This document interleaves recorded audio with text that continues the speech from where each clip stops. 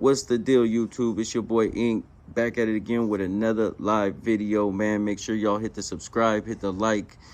I'm gonna tap in a little bit about the Tupac Shakur murder and the arrest of Dwayne Keefe D. Davis. All right, so I want to get in touch with a little bit about what his defense is probably gonna be and how he could try to wiggle around without getting a life sentence. Okay, so Dwayne Keefe D. wrote a memoir, I guess, a few years back about being in the car when Tupac Shakur was murdered.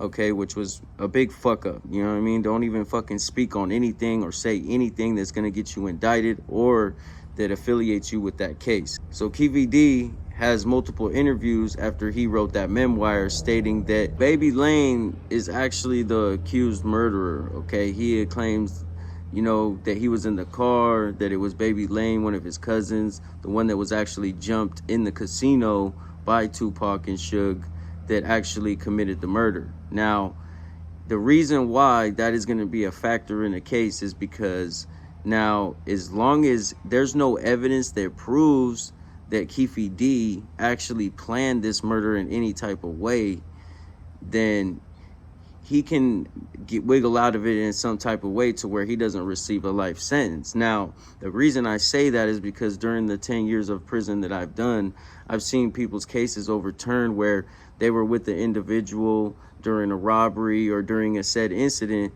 to where they didn't know that the individual was going to pull a gun and kill the individual.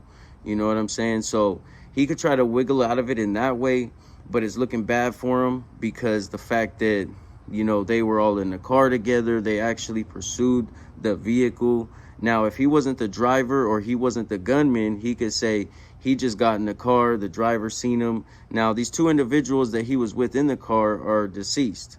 You know, there's nobody to really say anything about his role in the case. You know what I'm saying? Other than the fact that he opened his mouth and he said he was there.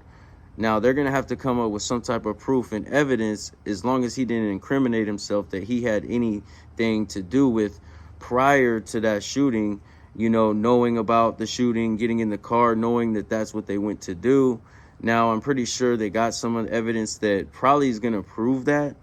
But, you know, that's one of the defenses that he's probably going to have. You know what I'm saying? So at the end of the day, man, it took him 27 years to arrest somebody for Tupac's murder. You know, rest in peace to Tupac as well, man. You know, salute.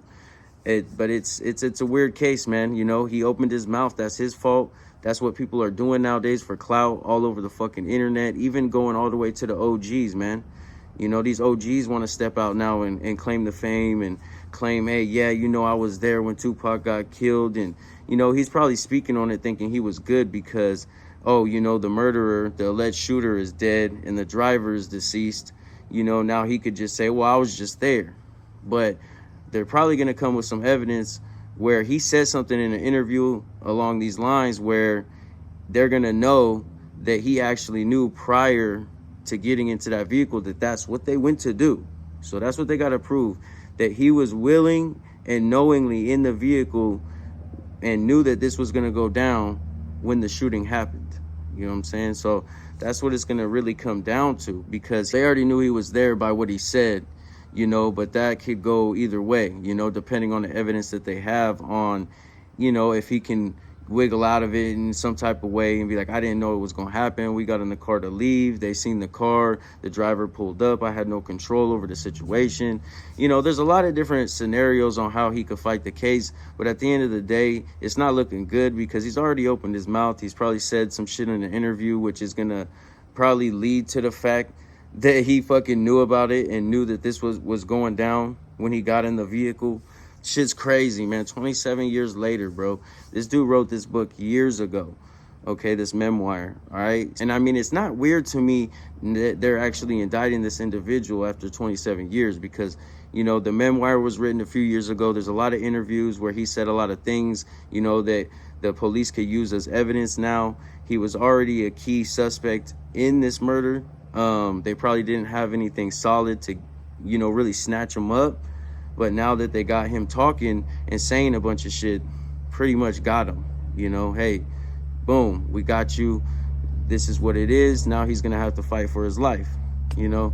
If people are out there in the world, homie, and you guys are listening to this story, man, let me tell you something, especially the young people, be quiet. Don't ever speak about nothing. Nothing that you do. Never do shit with nobody and never speak about shit. Matter of fact, don't even fucking go out of your way to waste your time on anybody.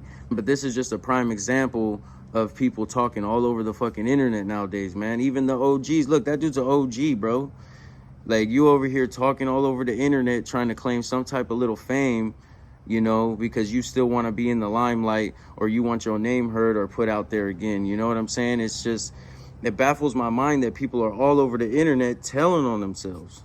You know what I'm saying? Like, that's what always gets people. They literally tell on themselves all the time. That's what it is. You keep your mouth shut. You don't say shit. That's just how you got to roll with this type of thing. This shit gets you life in prison. Life in prison, man. You know, I don't know if the dude really cares, if he's really thought about this shit. But at the end of the day, homie, keep your mouth shut. That's just what it is, man. Matter of fact, everybody stay out the streets, stay out of motherfucking jail and prison, homie. Grind, get your businesses up, get your money up. Do your thing out there in the world, homie. I respect motherfuckers out here actually grinding, doing what they got to do, taking care of their family, kids, and handing things down to people and giving people jobs. That's what it's about now. You know what I'm saying? It's all this other shit is just bullshit. If you did something, keep your mouth shut. Don't be fucking talking about it all over the internet. This newer generation of people all over the internet talking, look at what's happening, homie. Fucking 27-year-old murder got solved. You know what I'm saying? Look at what's happening. 27-year-old murder. Somebody gets indicted on Tupac's murder because of people's mouths, homie, trying to claim some type of fame. You know? Hey, zip it, homie. It's your boy Inked. I'm out.